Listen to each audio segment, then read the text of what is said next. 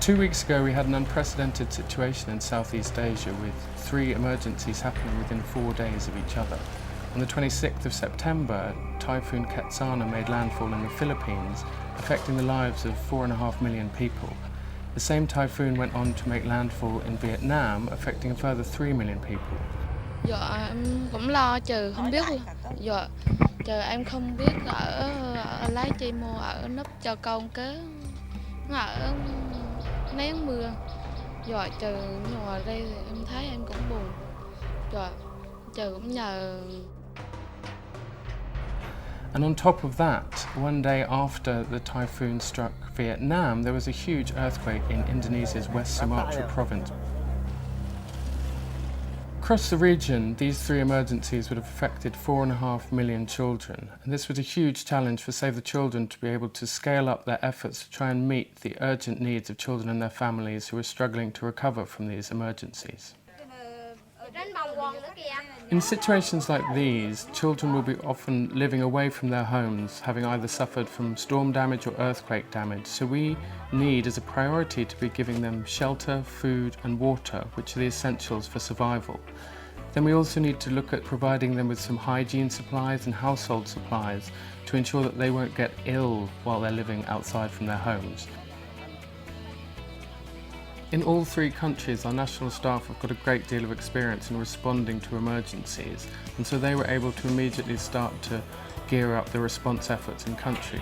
But also we've been able to mobilise our pre-positioned supplies, so warehouses full of these urgent relief items that we're able to start to get out to children and their families immediately following these emergencies. And this would have been vital in ensuring that children had the best possible chance to survive. I've just come back from Indonesia, where I was helping with the earthquake response, and the dedication of the local staff there was truly amazing. They've been working flat out to get supplies out to children and their families when they need it the most, and this has enabled us to be one of the largest relief operations in the earthquake affected area. In emergencies, children are the most vulnerable, but from our decades of experience working with children in emergencies, we know they're also incredibly resilient, and given the right care and support, they can recover from what would have been a terrifying ordeal.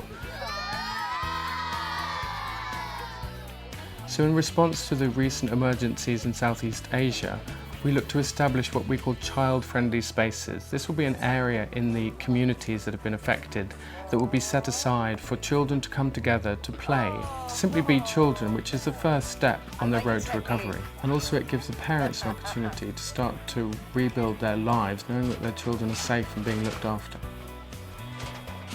It is estimated that with the effects of climate change, storms like Typhoon Ketsana will become more frequent. And this is obviously a huge concern for Save the Children, so we're going to be looking at really increasing our capacity to be able to respond to emergencies as we just have in Indonesia, Vietnam and the Philippines, but also looking at how we can ensure that communities are able themselves to prepare for these disasters and to reduce the risks. Obviously there should be some early warning systems, and these were in place in the Philippines and in Vietnam. Also there was evacuations that happened in Vietnam and the Philippines, and this will have saved a lot of lives. So it's making sure that the communities themselves are aware of what they should do when an emergency happens. When they hear that early warning, what do they do, where do they evacuate to? And often we find that children are the ones that can actually communicate this better with the community. So we look in many of these countries, in the Philippines in particular, at getting this actually as part of the school curriculum, so that disasters do happen. We need to teach children about it, and the obvious place to do that is in the school. In response to the 3 emergencies, we've reached over 130,000 people so far and have undoubtedly saved children's lives. But we know that there are still vital needs for children and their families coping in the aftermath of these disasters. We need to make sure that children have access to healthcare, that they're getting adequate nutrition. We also need to make sure that we continue to protect children when they're most vulnerable. Getting children back to school is also vitally important. To make sure that we can meet these needs of children and their families, we've launched a global appeal for $20 million, and this will enable us to continue our efforts for the coming 6 months in both Indonesia, the Philippines and Vietnam.